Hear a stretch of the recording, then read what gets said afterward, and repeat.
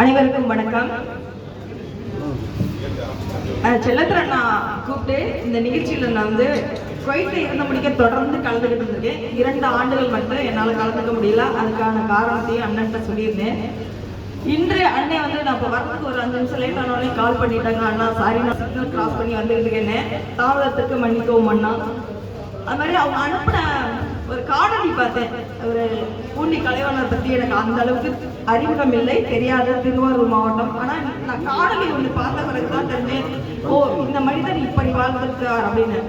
அதாவது நம்மெல்லாம் மாவட்ட செயலாளர் தலைவர் அந்த அளவுக்கு நான் யாரிடம் பழகினதில்லை.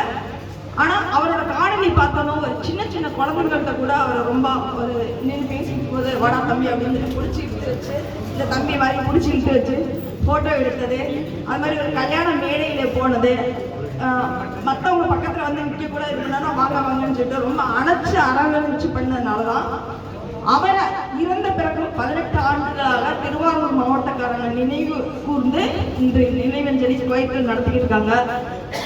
நந்தவனம் சார்பாக நினைவஞ்சலியை தெரிவித்துக் கொள்கிறேன். நன்றி, வணக்கம்.